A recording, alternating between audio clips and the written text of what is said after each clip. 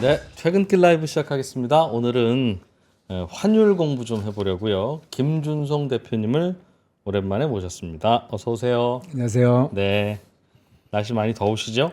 예, 그냥 날씨가 그렇게 그냥 후덥지근하네요. 그러게요.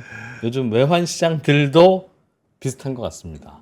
예, 날씨처럼 깔끔하지 못하고 예, 후덥지근한 것 같고, 일단 뭐 달러, 원, 엔, 유로 이런 우리 관심 있는 통화들 네. 요즘 어떤 어느 정도 움직임인지 좀 정리부터 좀 해주십시오. 매일 뭐 들여다보실 테니까. 레벨 자체가 워낙 높고요. 올라온 게 뭐 이제 징그럽게 안 내려오는 것 같고요. 달러 원은 예, 뭐 다 그런 것 같아요. 다 네. 달러가 강세인 것 같고요. 어디에 비해서도 어디에 비해서도. 그리고 이제 최근에 꼭지에서는 조금 내려왔는데 뭐 달러엔 뭐 161.90인가가 제일 위였는데 한 1년 내려왔고 뭐 원 달러도 내려갈 것 같은데도 안 내려가고 지금 뭐 80원 이상에 있고 82원쯤 되는 것 같고 유로는 1.06 정도까지 내려가다가 조금 올라와서 1.08 정도 됐고 뭐 달러 인덱스라고 보는 것들도 뭐 105점 얼마에서 조금 내려왔고 다 강달러네요, 강달러. 예, 계속. 강달러인데 최근에 조금 꼭지에서 진짜 요만큼 내려왔고요. 그럼 전고점이거나 그러면 어떡해요? 그런데 좀 이런 건 있는 것 같아요. 우리가 이제 달러 인덱스라는 걸 많이 보잖아요. 뭐 104, 105 뭐 이렇게 있는 거. 그게 사실은 예전에는 이제 달러가 달러 옌 따로 보고 유로 달러 따로 보고 하고 귀찮으니까 그걸 예. 많이 봤는데 요즘은 엔화가 워낙 따로 놀고 워낙 혼자 약하니까 예. 달러 인덱스가 조금 달러의 전체를 반영하지 않고 그냥 달러 인덱스는 유로 달러하고 거의 비슷한 것 같아요, 느낌이. 네. 사실 달러 인덱스는 6개 통화를 넣어놓은 건데 그 유로가 한 57% 되고 뭐 달러 얘는 사실 13%인가 밖에 안 돼요. 예. 그리고 나머지 4개가 캐나다 달러, 뭐 파운드, 스웨디시 크로네 뭐 그런 거거든요. 스위스 프랑. 네. 그러니까 보면은 예를 빼고 나면 대부분 다 유로죠, 유로. 유로잖아요. 그러니까 거의 유로하고 같고 요즘 그래서 달러 인덱스 대비 뭐 원 달러가 어떻다 이렇게 보면은 항상 좀 이상한데 하고 생각되는 게 달러인이 혼자서 워낙 세계 꼴찌를 하고 있으니까 우리는 아무래도 그 엔화 영향을 받거든요. 예. 중국 영향도 받고 그래서 요즘은 조금 그렇게 보면은 조금 이상해 보이는데 엔화만 그냥 보면 엔화는 지금 달러 엔으로 봐도 160.90이지만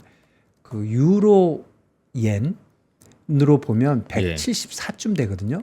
근데 유로가 생긴 게 1999년이에요. 예. 그때부터 다 계산해서 지금이 제일 높아요. 그렇겠네요. 네, 그렇겠네요. 제일 높고 그러니까 그다음에- 유로가 강하고 엔이 약하고. 그렇죠.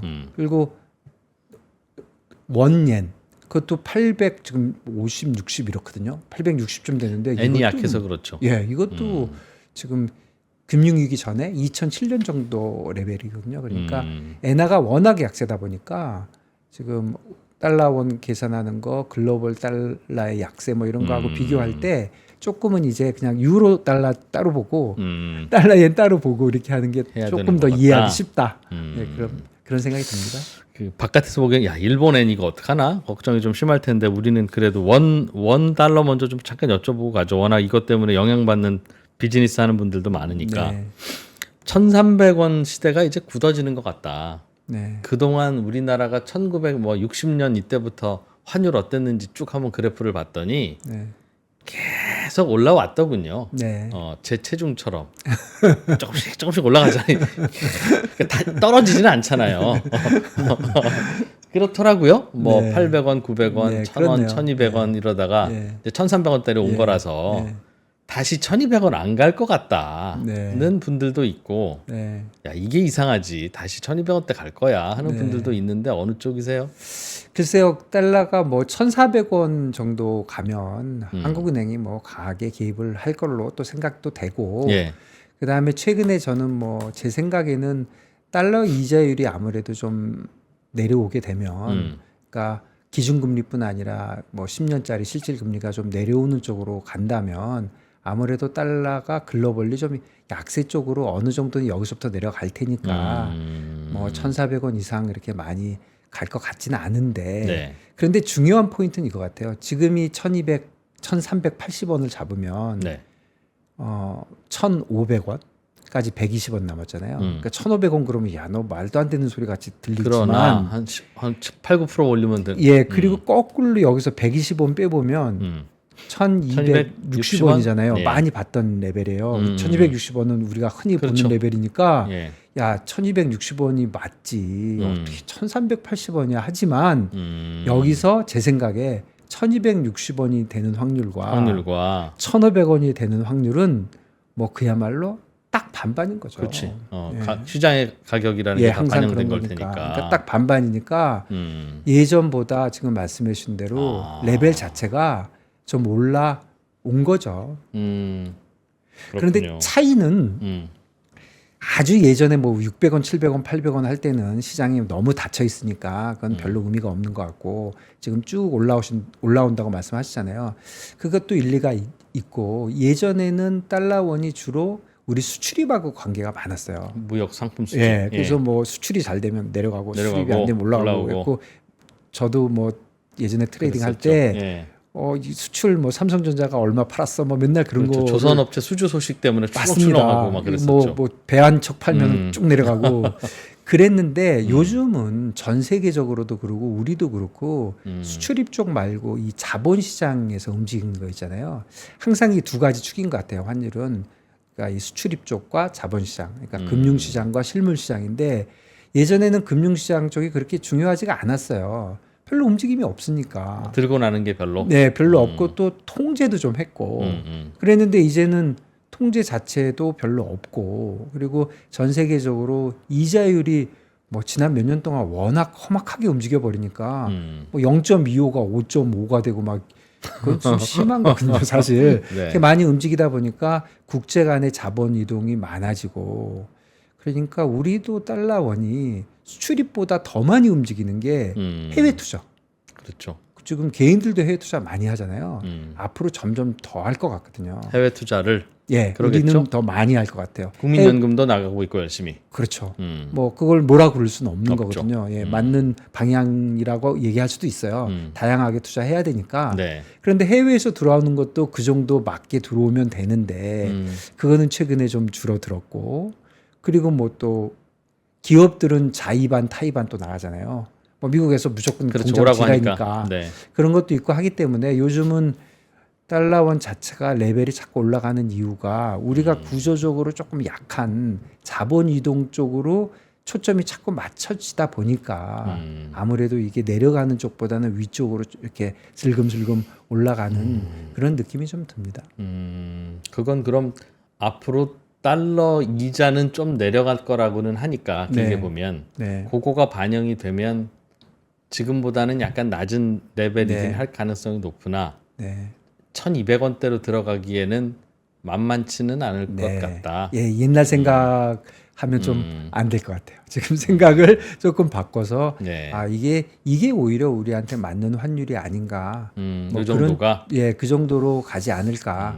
그리고 앞으로도 한 뭐 5년, 10년 이렇게 중장기적으로 볼 때도 우리나라의 그 자본 이동 같은 게 굉장히 중요한 것 같거든요. 그렇겠죠. 예, 그럴 때 아무래도 우리가 조금 그동안에 어려움이 있었기 때문에 좀 어려운 쪽으로 가게 된다면 나갈 것 같다. 예, 조금 나가는 쪽이 많을 것이고 들어오는 달러도 좀 적을 거고 예, 우리가 어려워진다면 그렇다면은 아무래도 단기적으로는 뭐 한 단기적으로도 또 뭐 몇 개월로 봐도 여기서 더 올라갈 것 같지는 않지만 길게 보면은 고환율 1,380원이요. 너무 높은 거 아니야? 단기적이겠지? 하는 것보다는 예. 오히려 여기가 중간값이 아닌가 그런 생각도 드는 뭐 그런 시점인 것 같습니다. 그렇군요.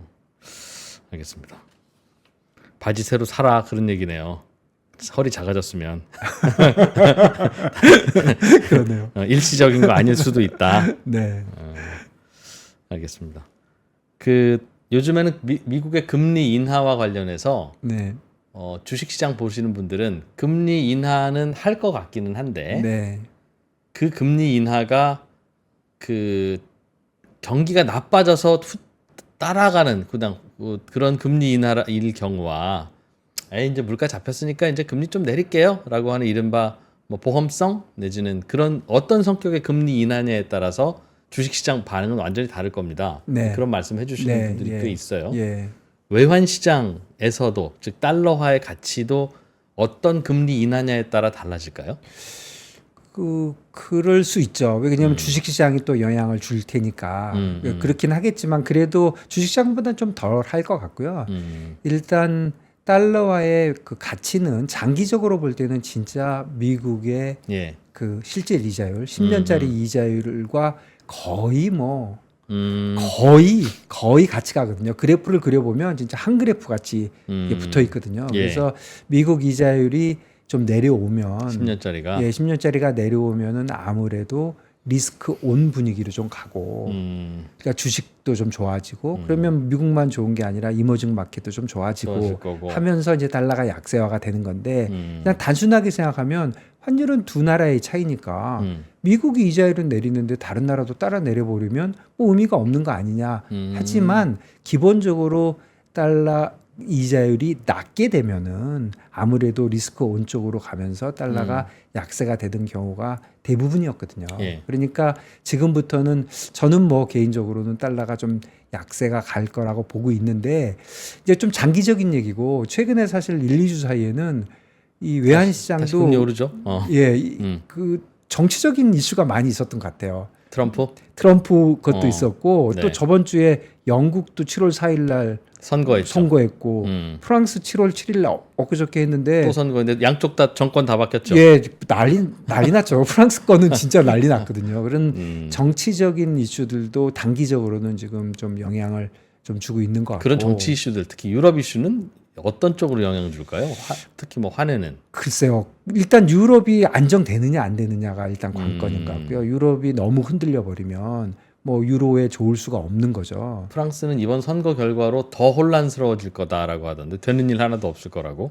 그런데 시장은 네. 프랑스 저렇게 되니까 시장은 당장의 첫 번째 반응은 좀 안도했어요. 그러니까 프랑스 간단하게 뭐 잘 아시겠지만 말씀드려보면 예. 마크론이 가만히 보니까 자기가 3등을 하고 있는 거예요. 그렇죠. 여론조사가 예. 1등이 그 극우파, 극우파, 2등은 좌파 연합, 예. 3등은 이제 자기가 하는 중도인데 딱 보니까 이게 3등을 하고 있는 거예요. 1등, 2등도 아니고. 네. 그러니까 거의 뭐 갬블러 수준으로 6월 초에 야 의회 해산해.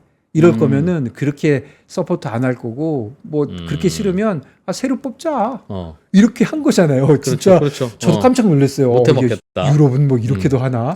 그렇게 하는데 가만히 보면 마크론은 어쨌든 대통령이니까 임기가 3년 남았거든요. 27년까지. 네, 3년 남았고 프랑스는 보면 대통령이 있고 총리가 있는데 대통령은 주로 외교적인 문제를 하고 총리는 이제 내치를 하는데 총리는 다수당에서 이제 나오는 그런 구조인 것 같아요. 네. 그러니까 총리 새로 뽑자. 그래가지고 했는데 그때까지만 해도 사실은 극우 르팽이 이끄는 게 워낙 좋았고 예. 그리고 또 6월 20일경에 어떤 선거가 유럽에 한번 있었냐면 그 EU에도 그 의회가 있어요. 유럽 의회. 예. 각 나라의 의회가 다 있는데 거기 또 모여서 하니까 각 나라에서 보낼 거 아닙니까? 그럼 아무나 보내면 안 되니까 투표를 해가지고 각 나라별로 어느 당을 보낼까 뭐 이런 투표를 하더라고요. 네. 그 투표의 결과가 그야말로 전부 붉은색이었어요. 우파로 압도를 했어요. 그리고 특히 프랑스는 완전히 압도를 했어요. 그리고 사실 프랑스가 7월 7일 날 하기 전에 6월 30일 날 1차 투표를 했거든요. 그때는 딱 그렇게 나왔어요. 1등, 2등, 3등. 빨간색이 예, 압도. 뭐 아까 말씀드린 대로 극우파, 좌파 연합, 마크롱 이렇게 셋이 나왔는데 그 동안에 무슨 일이 벌어졌는지는 잘은 모르겠으나 사람들이 야 이거 좀 무섭다. 아니면 또 극우에 대한 경계. 경계도 좀 있었고 또 좌파 연합과 그 중도가 또 이렇게 뭐 조금 협조도 하고 뭐 후보도 단일화하고 막 그랬던 것 같아요. 예. 그러더니 결과가 너무나도 서프라이즈하게 1등이 좌파 연합, 2등이 중도 마크롱. 3등이 돼버렸어요. 완전 1등 할 것 같은데 이렇게 되니까 지금 시장에서는 어떻게 보고 있냐면 극우도 무섭고 사실 좌파도 좀 무섭거든요. 무섭다는 게 굉장히 자기들 의견이 강한 정책을 할 수도 있잖아요. 근데 시장은 보통 어느 쪽도 싫어해요. 변화를 싫어하죠. 예, 그냥 중간만 가는 걸 항상 좋아하는데 네. 그래서 지금 시장이 좋아한 이유는 아무것도 못 하겠구나. 대드락이 돼버릴 테니까 단기적으로는 뭐 좀 안정된 것이다. 그래가지고 실제로 그 월요일 날 어저께 주식도 좀 오르고요. 지금 프랑스 주식이 프랑스 주식도 오르고 뭐 많이는 아니지만 프랑스의 이제 그 본드의 스프레드, 네, 국채 이제 그 스프레드 신용 스프레드도 65 정도거든요. 지금 독일하고 비교할 때 그러면 아직도 뭐 마크로니가 난리치기 전보다는 좀 높지만 탑에서는 한 15에서 20 정도 내려왔어요. 그러니까 프랑스는 오히려 좀 안정됐다고 지금 시장은 보고 있고 그래서 사실 유로가 어느 정도는 좀 올라줬고 그래서 유럽을 보는 거는 사실 되게 어려운데 유럽은 뭐 다른 거보다도 정치적으로 좌우가 뭐 굉장히 급격하게 움직이잖아요. 뭐 이번에 영국도 완전히 바뀌었고 요즘 보면 각 나라별로 어느 나라를 봐도 집권당이 인기 있는 데가 없죠. 거의 없어요. 미국도 없고 극동의 코리아도 그렇고. 우리도 없죠. 일본도 거의 없어요. 일본도 굉장히 떨어져요. 일본이 지금 제일 문제랍니다. 예, 일본도 많이 떨어져 있고 유럽도 좌우를 떠나서 그냥 집권당은 다 그냥 그런 거죠. 예. 영국은 지금은 우가 집권당인데 좌로 바뀌었잖아요. 좌로 바뀐 거고. 그러니까 우좌를 떠나가지고 근데 결국은 이런 생각은 들어요. 팬데믹 이후에 물가가 많이 올랐잖아요. 지금 물가가 잡혔다는 거는 뭐 10% 오르던 물가가 2% 오른다는 그런 거잖아요. 거죠. 예. 그래도 작년보다는 올해가 그렇지, 높잖아요. 작년 거는 어떻게 할 거야? 작년보다 올해가 높잖아요. 2% 올랐으니까. 그리고 누적된 게 워낙 커가지고 사람들이 너무 살기가 힘들어지고 그러니까 유럽에서는 이민 정책하고도 엮여가지고 구구는 그러니까 이민 받으면 안 돼 이러고 여유 없어졌죠. 예, 자는 뭐 원래 하던 대로 야 좀 재정을 많이 써야 돼 이렇게 하니까 이런 식으로 주장도 하고 집권한 당들은 조금 억울한 대목은 좀 있는 것 같아요. 뭐 대책이 없었잖아요, 사실. 그런데 어쨌든 대책이 없어도 잘했어야죠. 그럴 거면 왜 올라갔어? 내려와. 그러니까 지금 전부 다 이렇게 나빠지니까 유럽도 정치적으로 좀 불안하긴 한데 굉장히 단기적으로는 이 두 번의 선거는 오히려 그 동안에 야 바뀔 건 빨리 바뀌고 사실 영국도 내년까지 선거해도 되는데 빨리 순학이 해버렸죠. 그냥 무슨 마음을 먹었는지 야 그냥 빨리 해 그러더라고요. 그래가지고 사실 어떻게 보면 더 안정된 것 같고 뭐 프랑스도 약간 그런 맛이 있고 길게 보면은 계속적으로 시끄럽겠지만 네. 조금 안정된 게 사실 미국 금리가 조금 내려온 거하고 더불어서 네. 환율을 꼭지에서 요만큼은 좀 내려놨다. 그 그런 생각이 안정이 듭니다. 이런저런 뭐 선거로 하여튼 어떻든 간에 불확실성은 사라지고 있는 게 네, 그게 조금은 도움이 됐다. 뭐 그런 생각이 듭니다. 미국의 금리 인하 일정 여부 등에 대한 불확실성도 좀 줄었다고 봐야 그것도 되나요? 좀 줄고요. 사실 미국에서 그 인플레이션은 조금 잡히는 것처럼 느껴지잖아요. 예, 숫자는 그렇게 예, 나오거든요. 뭐 뭔가 쿨링 다운 있는 거는 전체적으로 좀 이제 앞뒤가 맞잖아요. 전에는 뭐 왜 이거는 안 내려? 이건 안 되고 저건 안 되고 막 정신이 왜 집세는 왜 이 없었는데 모양이야? 뭐 이런. 요새는 조금 자세가 이제 잡혀가니까 그런데 비슷한 얘기로 미국 쪽을 보면 미국은 정치적으로는 이 금리 내리고 달러가 좀 약세가 됐는데 사실 반대로 간 것 같아요. 그 트럼프하고 바이든하고 그거 보셨습니까? 토론 뭐 토론 진짜 저는 조금 봤는데요. 다는 못 보고 진짜 남의 일 같지 않더라고요. 그 3살 차이인데 81세하고 78세잖아요. 근데 바이든이 진짜 막 거의 횡설수설 좀 했잖아요. 사람은 이렇게 나이 들면 다시 어린이가 되는 거라서 어린애 3살과 6살은 차이 크잖아요. 그런가요? 3살, 6살은 아주 거기는 크죠. 크지만 81과 78은 거의 같은 거 아닌가? 이쪽도 이제 데칼코마니로 이제 비슷한 어쨌든 아닌가. 진짜 남의 같지 않더라고요. 바이든이 너무 못해가지고 그냥 하루 저녁에 완전히 이제 뭐 전세가 그야말로 완전히 뒤집혀 버리니까 시장에서는 그때부터 어떤 이제 걱정을 하냐면 이거는 안정되는 게 아니고 좀 불확실성이 생기는 불확실성으로 걸로 가는 거예요. 트럼프가 좀 무섭잖아요. 어떻게 될지 모르죠. 네, 트럼프가 뭐 확확 하니까. 음. 그래서 이제 뭐 여러 가지 얘기가 나오지만 시장에서 가장 크게 보는 거는 그 한 두 가지 같아요. 하나는 아무래도 재정을 좀 많이 쓰지 않겠냐. 뭐 텍스를 낮추고 재정을 많이 쓰고 그거를 할 것이고, 그러니까 재정 쪽에서 많이 쓸 것이다. 그러니까 바이든과만 비교하는 거예요. 지금도 많이 쓰는데 바이든도. 네, 바이든도 많이 쓰지만 둘만 비교해보고 트럼프가 더 쓴다. 전에는 뭐 누가 될지 잘 몰랐는데 이제 거의 트럼프가 이런 식으로 가면 되니까. 근데 트럼프가 아무래도 이제 그 확률을 반반씩 보고 중간쯤 계산하고 있었는데, 야, 트럼프가 된다면 뭐 더 쓰지 않겠냐. 그거 하나가 있고, 두 번째는 또 관세를 더 높일 것 같잖아요. 네, 또 트럼프가 한다면 좀 하잖아요. 그렇습니다. 그러니까 해버리면 물가. 이 두 가지가 그렇죠. 그냥 물가죠.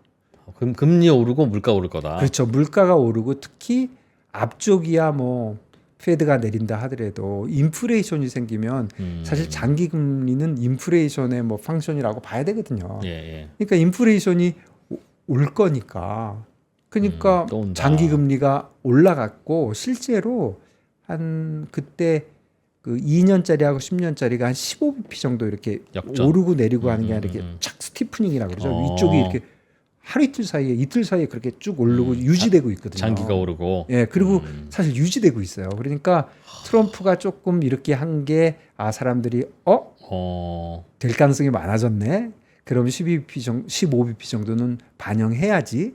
하고 반영이 되는데 결국은 금리가 전체적으로 내려오는 그 분위기에다가 뭐 찬물까지는 아니더라도 반대쪽으로 좀 이렇게 눌러놨죠.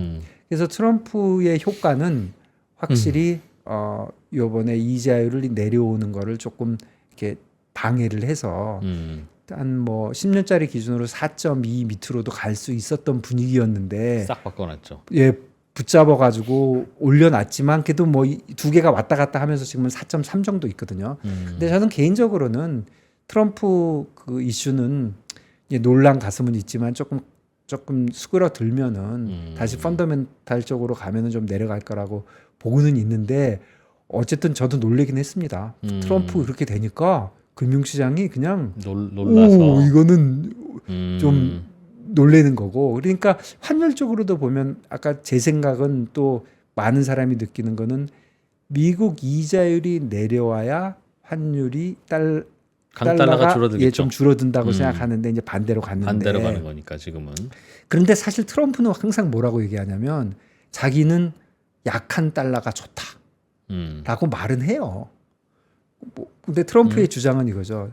약한 달러가 되면 수출도 잘 되고 그러니까 우리나라 기업들이 좋고 동시에 내가 텍스도 내려주고 기업 뭐 다 내려주니까 기업이 다 잘 될 것이고, 그리고 우리나라를 위해서 관세를 높여가지고 싼 물건 들어오는 걸 내가 정리를 하겠다.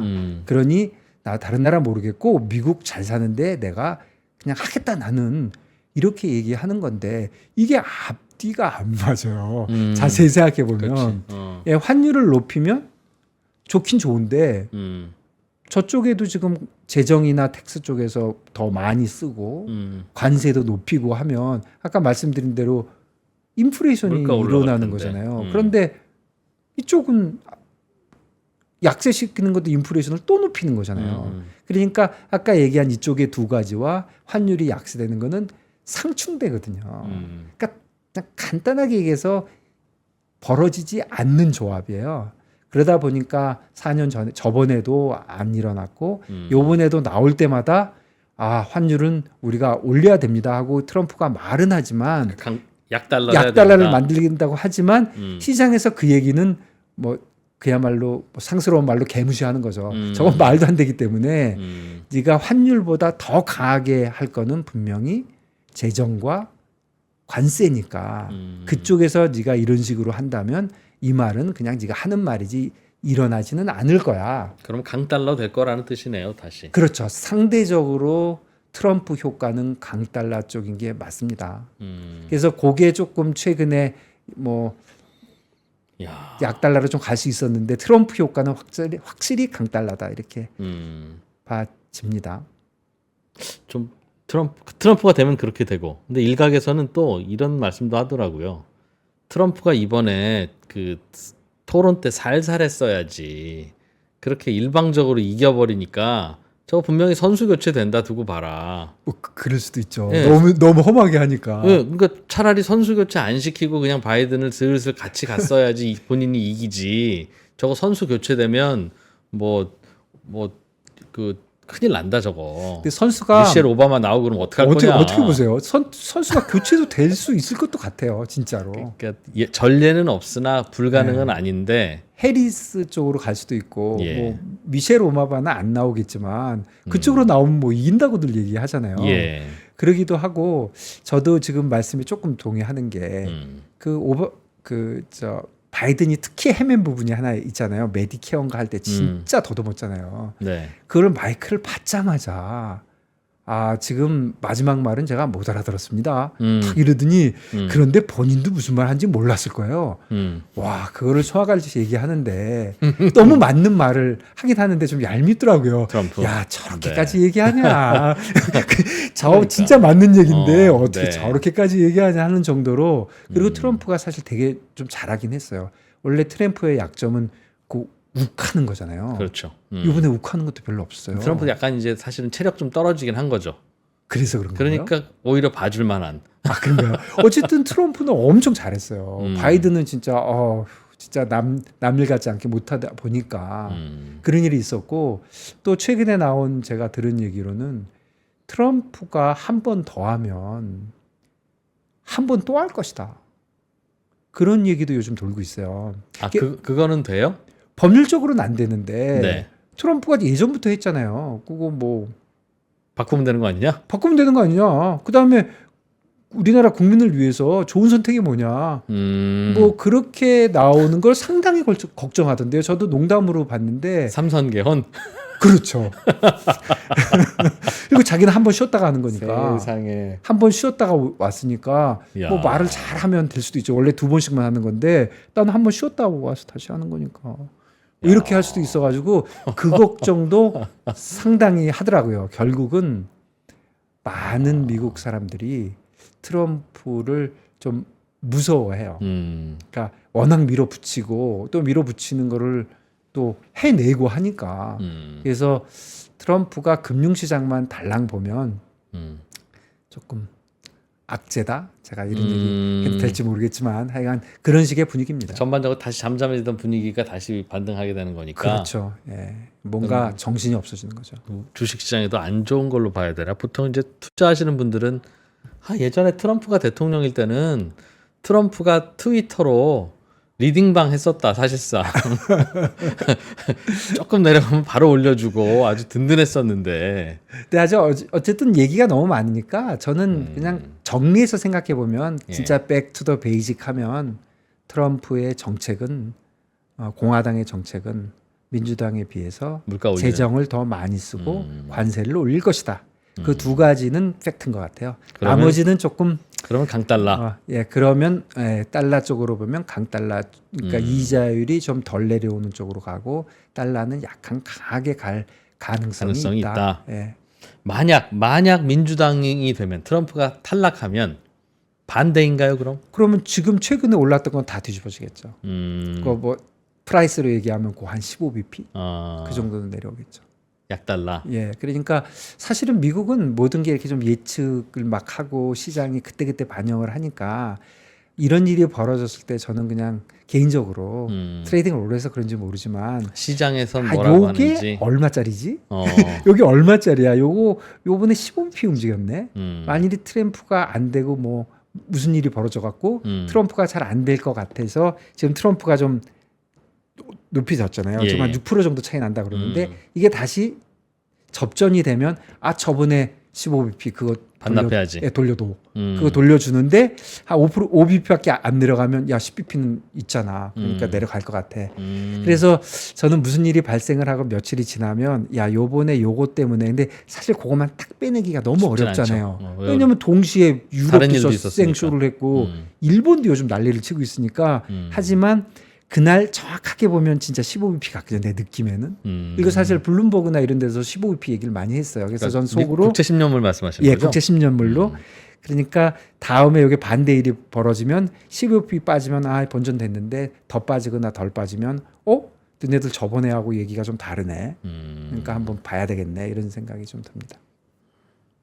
전반적으로 세상이 살기 팍팍해지나 봐요. 미국도 그렇고 유럽도 그렇고 다 그냥 못 살겠고 힘들고 짜증나고 다 그런 반응이잖아요. 여론이. 지금 그런 분위기인 거죠. 그죠? 미국도 그래서 트럼프가 득세하는 거고. 그런 분위기죠. 아무래도 물가가 너무 많이 단기간에 오르고 살기가 다들 어려워지니까 다 이제 빡세지는 거고 뭐 그런 거고 뭐 환율 얘기를 그냥 하는 거면은 사실 미국, 유럽 얘기에서 일본 얘기를 사실 안 할 수가 없거든요. 일본은 참.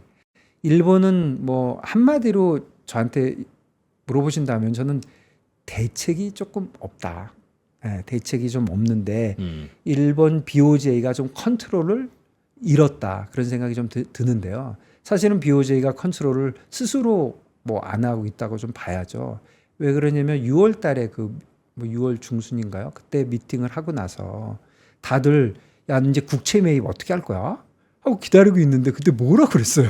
진짜 놀랐어요. 웨이트. 내가 생각 좀 더 생각 좀 해보고 7월 말에 얘기할게. 나 요번에 얘기 안 할래. 이렇게 얘기하고 환율에 특히 관련돼서 야 환율은? 하고 물어보니까 거의 답을 안 했거든요. 그러면 저는 어떻게 느꼈냐면 시장에서 느낀 거는 환율이 160이 넘어가는 거가 불편하긴 하지만 나의 최우선순위는 아니야. 그럼 뭐가 우선순위예요? 경기죠. 경기. 자기 나라의 경기가 문제야. 경기가. 그러니까 경기가 아직도 조금이라도 안 살아나는 그런 느낌이 있다면 나는 이자율을 올릴 생각이 없어. 돈도 더 풀어야 돼. 네, 돈도 더 풀어야 돼. 그래가지고 달러엔이 올라가게 되면 싫긴 하지만 점점점 할 수 없지. 이런 뜻이 아닌가 하고 시장이 받아들였고 그 다음부터 사실 올라가고 지금 대책이 없는 거거든요. 그래서 환율이 올라가고 엔화가 약세가 되고 이렇게 올라가는데 결국은 이것도 뒤집어지려면 뭐 그냥 단순하게 생각해 보면 세 가지 경우가 발생을 해야 돼요. 하나는 아까 얘기한 대로 일본이 어찌 하든 간에 뭐 환율이라는 게 두 나라의 관계니까 미국 글로벌 달러가 약세가 되면 엔화가 좀 강세가 되겠죠. 엔화가? 이게 첫 번째 시나리오. 예. 두 번째는 일본이 원래 하듯이 강한 외환 시장에서 개입. 을 또 할 수도 있죠. 그렇지만 두 번째 잘 안 할 것 같아요. 22년 10월에 했을 때 거의 10엔에서 20엔을 뺐거든요. 예. 그런데 금년 4월 달에 할 때 잠깐 5엔인가 뺐다 다시 다 올라가 버렸거든요. 지금 그거보다 위에 있잖아요. 그러니까 지금은 해봐야 잘 안 먹힐 것 같아요.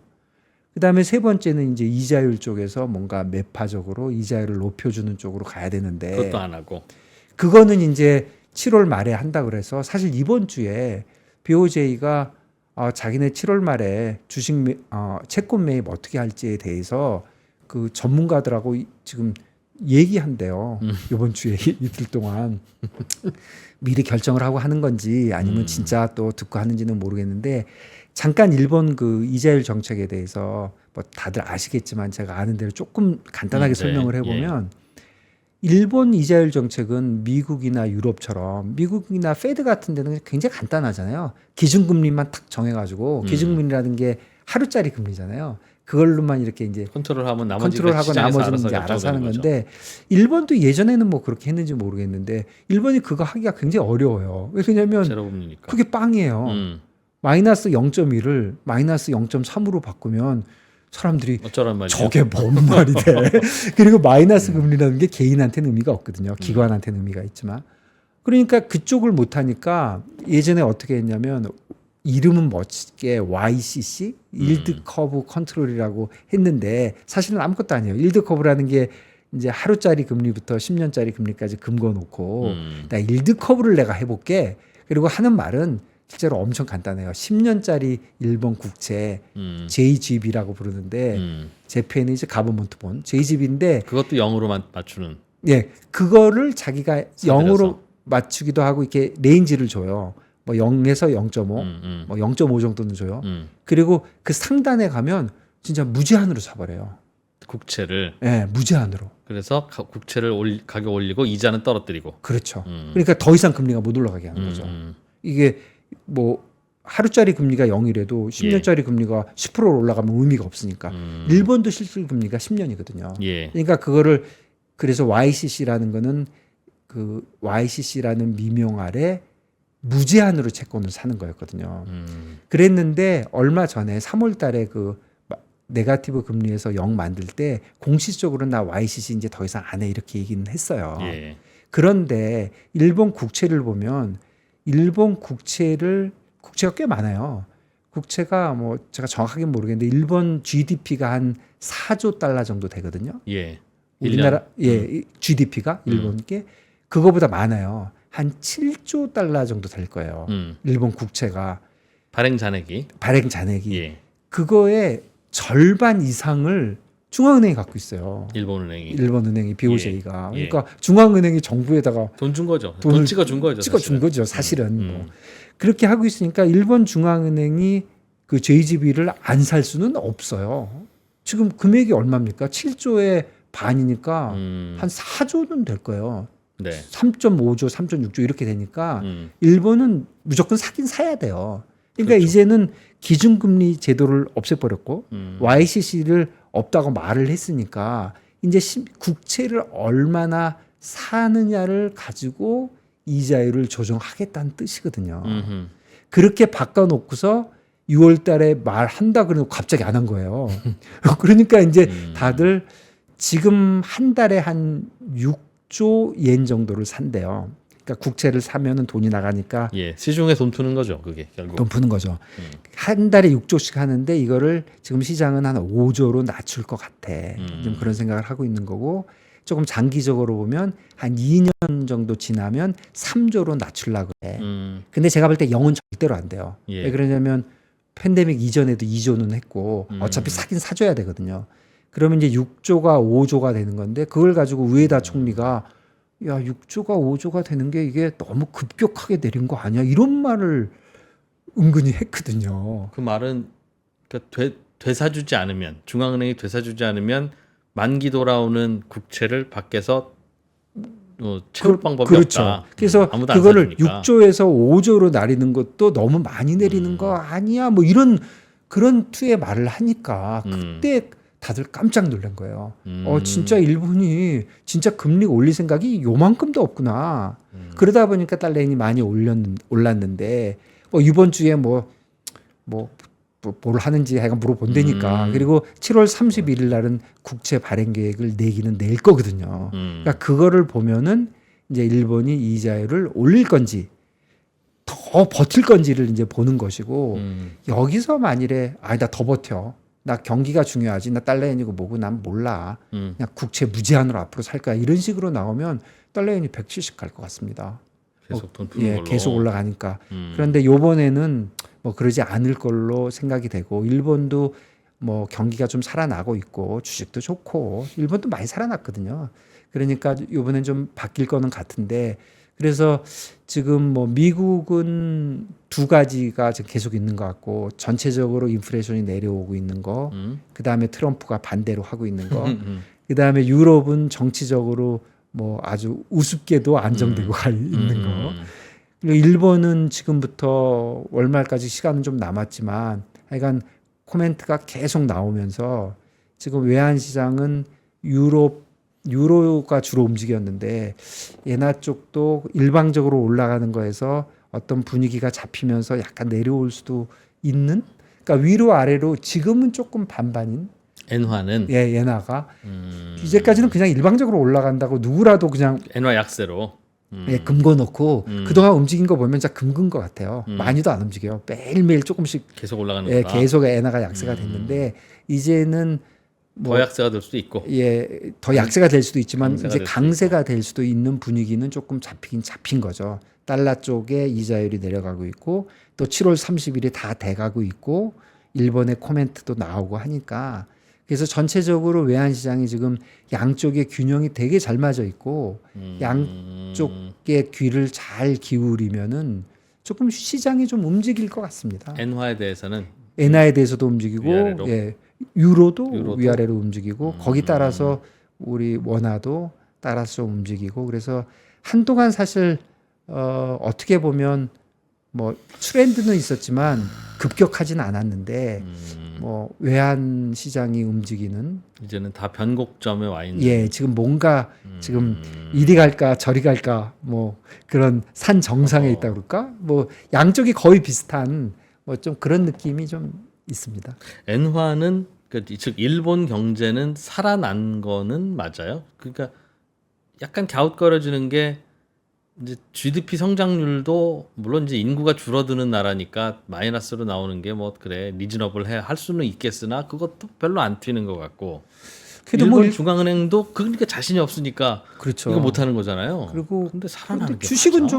주식은 좀 오르니까. 그러니까 주식만 오르는 건가? 근데 주식이 오른다는 거는 예. 그냥 단순하게 생각하면 일본의 기업들이 살아난다는 거잖아요. 근데 일본의 기업들이 사실 오랫동안 진짜 오랜 기간 동안 못 살아났었잖아요. 예. 힘들고 그 사실은 뭐 반도체 이렇게 이런 IT로 넘어갈 때 약간 좀 제대로 이렇게 트랜스폼을 못 하면서 어려움이 있었는데 요즘 뭐 반도체도 일본한테 자꾸 기회를 주고 그리고 또 일본이 전통적인 또 좋은 점들이 뭐 있지 않습니까? 사실 제조업 쪽에서는 원래 괜찮은 회사들이 있었죠. 예. 네. 그러니까 일본의 기업들이 살아나면 일본이 전체적으로 살아나기는 하겠죠. 그런데 뭐 많이 얘기하듯이 일본의 국민들은 괴로워졌죠.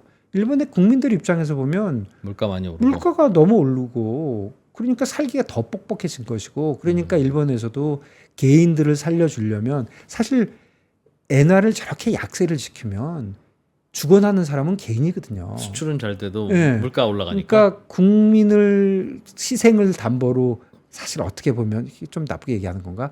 뭐 그런 게 없지 않은데 그러니까 일본에서도 하는 말이 야 물가 오른 만큼 임금을 올려줘. 임금을 올려줘. 그래서 일본은 뭐니 해도 임금 오르는 거에 아주 목숨을 걸고 있잖아요.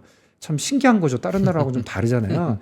그래서 그런 분위기긴 한데 뭐 저도 잘 모르겠습니다만은 그래도 일본이 디플레이션의 망령에서 네. 조금 벗어난다면 뭐 달러엔도 뭐 조심스럽지만 이 정도에서는 이제 좀 내려가는 거 아닌가 저는 뭐 좀 조심스럽게 그렇게 생각은 하고 있습니다. 달러 원도 즉 엔화 약세가 엔화가 약세가 이 여기까지 정도에서는 있지 않겠냐. 이 정도지 170, 180까지 가겠나 그런 생각이 좀 들긴 합니다. 일본은행이 갑자기 개입을 안 하기로 한 거는 뭘까요? 효과가 없어서 그런 것 같아요.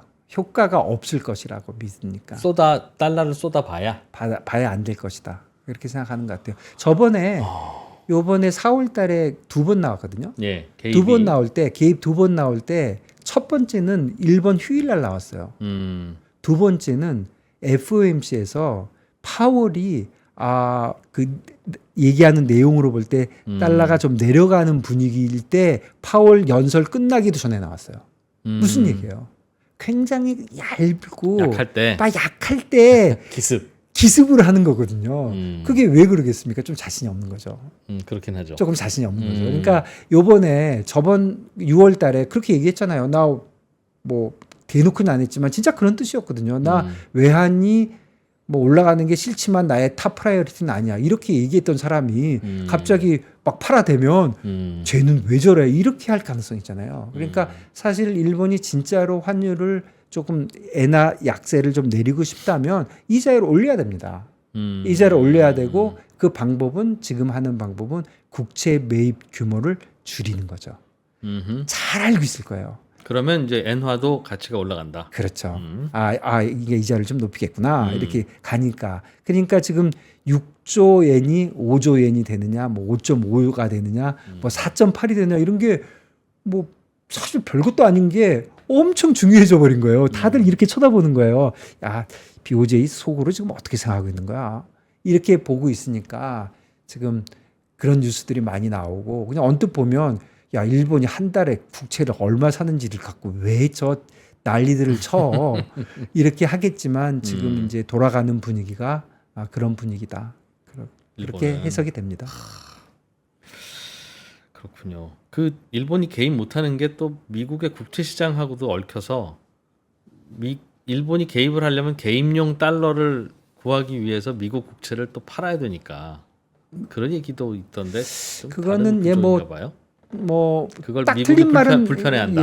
딱 틀린 말은 아닌 것 같지만 그 조금 음모론도 있다고 저는 생각해요. 예. 사실은 일본이 뭐 1조 달러 이상의 그 외환 보유고를 가지고 있고 또 일본은 굉장히 그걸 전부 US 트레저리로 좀 갖고 있는 편이에요. 예. 다른 나라들은 좀 골고루 갖고 있는데 일본은 그냥 미국 걸 갖고 있긴 한데 일본이 진짜 개입을 하려고 하면 그 국채를 뭐 이론상 팔아야 되지만 안 팔아도 그 다 빌릴 수 있거든요. 미국에서도 빌릴 수 있고 또 리포라고 해서 시장에서 빌릴 수도 있고 또 무제한으로 또 빌려줘요. 그러니까 굳이 뭐 일본이 뭐 현금이 없어서 개입을 못한다. 이거는 조금 그 사이즈로 볼 때 달러인 거래량이요. 뭐 정확하게 알 수는 없지만 보통 얘기하는 게 하루에 7.5조 달러예요. 7조 달러가 넘어요. 그래서 유로 달러보다 더 많이 거래돼요. 세계 1등 커런시예요. 거래량이 이야. 7.5조 달러 하루에. 그러니까 엄청난 시장이거든요. 그냥 게임장이네요. 굳이 그렇게 실물 엔화가 실물 달러가 저렇게 필요할 일이 없을 예, 텐데. 엄청난 사실 뭐 지금 일본이 4위까지 경제 규모 내려왔지만 외환 시장에서의 위치는 사실 뭐 거래가 그렇게 많다는 건 사람들이 그만큼 필요하다는 거잖아요. 필요하거나 그러니까 수출 입장에서도 움직이지만 옌 캐리 트레이드니 그렇죠, 뭐니 해서 엄청난 움직임이 그러니까 7조가 넘는 달러가 매일 거래가 되지. 뭐 물론 뭐 투기적인 세력이 많이 있긴 하지만 유로 달러보다 훨씬까지는 모르겠지만 1등 커런시는 아주 오랫동안 달러 엔이에요. 그렇다면은 이런 시장의 규모로 볼 때 일본이 개입을 하는데 현금이 없어 못한다. 이거는 좀 이거 개입을 꼭 현물로만 안 해도 되거든요. 선물로 해도 되거든요. 그러니까 뭐 그런 거는 조금 과장됐다. 저는 그렇게 개인적으로 보고 있습니다. 우리나라 기준금리는 어떻게 결정하고 싶을까요? 만약 우리나라 중앙은행, 한국은행 입장에서 지금 뭐 결국은 선제적이라 하면 이제 미국보다 빨리 하느냐 늦게 하느냐가 남았는데 이제 의사 결정의 시간이 얼마 안 남았어요. 왜냐면 지금 거의 9월에 할 것 같잖아요. 네. 9월에 할 것 같으니까 먼저 하려면 8월에 하는 거고. 한국이. 네, 늦게 하려면 이제 9월 다음에 하면 되는 거니까 8월 달에 이제 선제적으로 할 수 있는 마지막인데. 먼저 하면 좋거나 해야 하는 이유는 있어요? 뭐 경기가 아무래도 나쁘니까. 우리나라 경기가 특히 더 나쁘니까. 그리고 사실은 한 달 먼저 하는 게 무슨 의미가 있겠습니까? 그렇지만 이런 건 있는 것 같아요. 지금 ECB하고 페드하고도 보면 ECB가 6월 6일 날인가 먼저 내렸잖아요. 그러니까 야 유럽이 이자를 더 먼저 내렸으니까 앞으로 이자율 격차가 더 유럽이 더 많이 내려갈 테니까 달러가 더 강세도 될지도 모르겠네. 뭐 이렇게 얘기하지만 가만히 생각을 해보면 지금 포워드 프라이스나 아니면 페드가 얘기하는 거 보면 내년에 페드가 더 많이 내릴 것 같거든요. 내년에 6번 내릴 것 같거든요. 그렇다면서 시장에서 그렇게 본다면서요. 20인 6번 내릴까? 뭐 이래요. 그러니까 내리는 속도로 보면 앞으로 뭐 변수가 많은데 상징적으로 야 우리가 금리가 아직 뭐 인플레이션도 덜 잡히고 어려움이 있지만 내가 미국 것들보다 먼저 금리를 내려서 국가 민족과 우리 개인들의 경기를 살려보겠다. 이런 의지를 사실 보인 거거든요. 한국은행이? ECB가. ECB가. 그러니까 한국은행이 만일에 7월 달은 가능성이 거의 없고 8월 정도에 내려준다면 의지를 좀 보여주는 거죠. 그런 거를 이제 기대하는 쪽이 있는데 저는 개인적으로 이렇게 경기와 뭐 이런 이자율의 차이 뭐 이런 게 아니라 단순히 집값 때문에 먼저 못 내릴 것 같아요. 요즘 집값 분위기면 올려야 될 것 같은 분위기인데 다시. 그러니까 집값 때문에 또 우리 또 한국은행 분들께서 또 조금 이렇게 마음이 약하시니까 그래서 저는 개인적으로는 먼저 못 내린다는 쪽에 한 표인데요. 모르죠? 집값은 다른 나라들도 꽤 오르거나 골치 아픈 거긴 한데 그게 골치 아프죠. 중앙은행의 금리 결정에 특히 더 큰 변수가 되는 편입니까? 우리나라가? 우리가 그렇죠, 당연히. 예, 각 나라마다 다 있는데 정치적 문제가 되니까. 정치적 문제가 되고, 그리고 집값은 누구라도 예민해요. 불편하죠. 예, 예. 예민하고. 그런데 요번에 얼마 전에 독일의 집값이 좀 오른다는 뉴스가 있었어요. 예. 근데 독일 상황 좀 아십니까? 저도 독일의 집값까지 제가 어찌 알겠습니까? 그런데 기사가 하나가 났는데, 몇 개 기사가 났는데 며칠 전에 예. 우리나라하고 너무 비슷한 거예요. 오. 그 기사 제가 잠깐 말씀드려 볼게요. 독일이 이렇게 얘기하는 거예요. 독일이 다른 유럽에 비해서 그 집을 사지 않고 렌트를 하는 사람이 좀 많대요. 예. 그러다가 보니까 최근에 이 팬데믹이 있을 때 사람들이 그냥 렌트를 많이 머물었대요. 그랬는데 물가가 오르다 보니까 집을 안 지었대요. 그러니까 공급 부족이 일어난 거예요. 아이고. 공급 부족이 일어났는데 그 공급 부족은 주로 도시에서 일어난 거예요. 그러겠죠. 그래서 도시에 있는 가격들이 오르고 있고 지방은 하나도 안 오르고 있대요. 그래서 양극화가 일어나고 있고 임대료가. 그래서 어쩌고 저쩌고 이제 쭉 나온 거예요. 우리하고 너무 비슷한 거예요. 우리가 다른 나라에 비해서 렌트가 많아요. 특히 전세란 제도가 있기 때문에 집값만 오르지 않아주면 집을 살 이유가 없어요. 평생을 렌트로 사는 게 사실 그렇죠. 맥센스 해요. 그런 상황이다 보니까 똑같이 집을 좀 못 졌고 뭐 이런 똑같이 독일하고 그런 일이 우리나라에서 좀 벌어지고 있더라고요. 그래서 저는 딴 거는 모르겠지만 이제 부동산도 글로벌라이즈 돼가지고 미국이 오르면 중국도 오르고 중국이 오르면 한국도 오르고 전체적으로 오르고 내리고 하는 그런 이제 현상이 있고 그래도 나라별로 정책적으로 너무 다르기 때문에 조금 이제 차이가 있는 건데 그런 정책적인 차이가 있음에도 불구하고 점점 더 집값도 글로벌라이즈 될 것 같아요. 그러니까 미국이 오르면 우리 집값도 오르고 중국이 오르면 우리도 오르고 조금 점점 그런 쪽으로 좀 가지 않을까?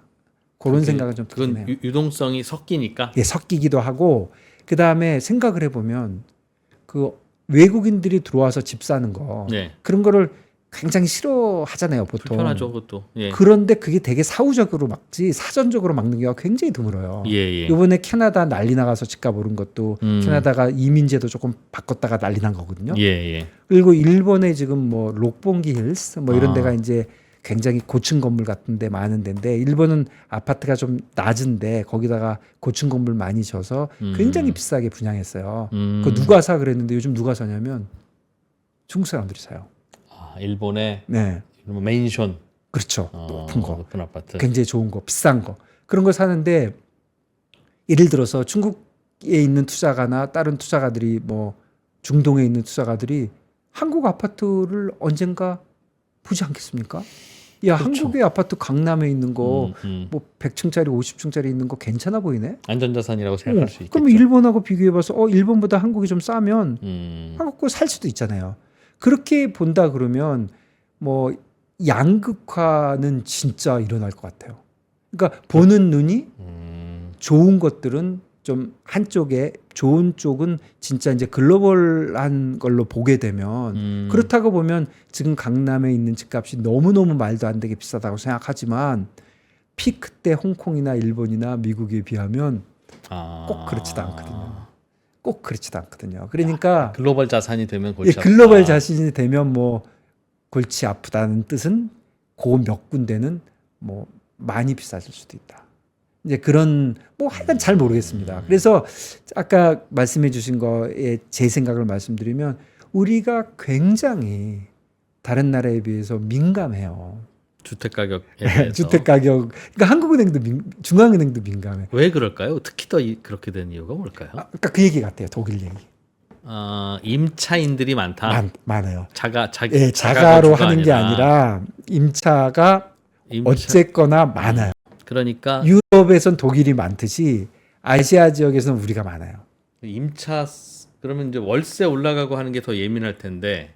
그렇죠. 그러니까 우린 전세가 있고 그러니까 서울은 사실 자기 자가가 한 반밖에 안 된다고 그러잖아요. 이거는 그러니까 지방은 이제 잊어버리면 그렇다고 보면 다른 나라하고 비교하면 작은 편이거든요. 집값 오르면 서울 시민 절반이 마음 불편하다는 얘기군요. 그렇죠. 굉장히 불편한 거죠. 집 없는데 집값 오르면 불로소득이라고 느껴지잖아요. 그러니까 주택 구입을 아예 포기한 층이 아니라 그렇죠. 잠깐 전세로 살고 있을 뿐인데. 예전에는 주식 투자해서 돈 벌면 근로소득 불로소득이라고 생각했어요. 근데 그건 많이 바뀌었어요. 네. 그런데 지금도 집 사가지고 오르면 불로소득이라고 생각하거든요. 저는 불로소득인지 아닌지는 모르겠어요. 그런 걸 저는 판단하고 싶지는 않은데 어쨌든 그런 분위기가 있어가지고 상당히 예민하다. 그러다 보니까 한국은행도 원래 그 목적이 아닌 거에 약간 신경을 안 쓸 수가 없겠죠. 한국은행도 지금 정부와 여야가 지금 막 바뀌어가지고 우리도 지금 정치가 만만치 않게 복잡하잖아요. 그러니까 한국은행 분들도 살아남아야 되는데 이 눈치 저 눈치 보다 보니까 그래서 저는 조금 뇌피셜이긴 하지만 못 내린다. 못 내린다. 저는 개인적으로 그렇게 생각하고 있습니다. 그러니까 내려서 집값이 오르는 건 아니지만 내렸는데 하필이면 우연히 오르면 예. 그 욕을 한국은행이 다 먹어야 예, 되니까. 그거 내리면 좀 올리긴 할 거예요. 그러니까 예, 조금 그래서 하여간 어렵습니다. 그래서 우리는 이런 이제 글로벌한 상황에 또 집값이 또 민감해가지고 조금 요즘 정책 당국이 여러 가지로 골치가 아프겠다 그런 생각이 듭니다. 그러게요. 뭐 조금 좀 집에 여유도 없고 워낙 우리나라는 한 번 집 지으면 지금 빨리 부셔야 되는 시즌이라서 다른 나라처럼 한 번 지어놓으면 막 7, 80년 가면 그나마 공급이 안정적일 텐데 지어놨다 싶으면 또 부셔야 되고. 예, 그것도 진짜 맞는 말씀이시고요. 그게 다 이제 하나의 궤로 깨어지는 것이다. 미국이 누가 대통령 되는지 그리고 일본이 이번 달에 어떤 스탠스를 취하는지 이게 단기적으로는 꽤 중요한 이벤트가 될 것이고 이러나 저러나 원화는 다시 1,200원대로 내려가는 옛날로 돌아가는 거는 쉽지는 않을 수 있겠다. 네, 그렇게 뭐 될 가능성도 반은 있지만 1,260원 정도 되겠다고 되면 좋겠다, 될 것 같다고 믿으시는 분은 똑같은 확률로 1,500원도 예상해야 된다. 1,500원도 예상해야 된다는 거죠. 근데 1,500원은 사람들이 말도 안 돼 그러면서 속으로 1,260원을 바라고 있는 거는 그거는 한쪽으로 바이어스 돼 있다. 저는 그렇게 보입니다. 사실 똑같이 봐야 되거든요. 똑같은 상황이니까. 네, 하여튼 저는 요즘 미국이 이런 상황인 것도 처음 보고 태어나서 일본이 이런 상황인 것도 처음 보는 것 같고. 예, 그리고 트럼프 진짜 유럽도 트럼프 뭐 무시무시하고요. 이거 유럽 정치 상황은 보니까 야, 유럽 진짜 그냥 제 느낌은 그 점잖지 않게 막 가는구나. 유럽이 어떤 나라였어요? 우리가 정말 막연하게 동경하던 저 미국은 그래도 쌍놈이지만 유럽은 잘 사는 양반이야. 우리는 저기로 가야 돼 하던 유럽인데 그 완전히 아수라장되어 있고 미국은 대통령이 3~4개월을 한다고 하지 않나? 현직 대통령 후보 교체를 얘기하지 않나? 네, 뭐 아주 뭐 정신이 없습니다. 그러고 보면 우리나라 이슈는 뭐 큰 문제는 어찌 보면 그래도 조용한 편이네요. 네, 그렇습니다. 네, 김준송 전 리만브라더스의 한국 대표와 함께 전 세계를 한 바퀴 쭉 돌아봤습니다. 좋은 지혜 나눠주셔서 고맙습니다. 감사합니다. 또 뵙겠습니다. 네. 박근영, 이선영, 서경인, 염승환 투자 마스터들의 세심한 케어로 건강한 투자 습관을 만드세요. 3프로 멤버십 3프로 앱에서 확인하세요.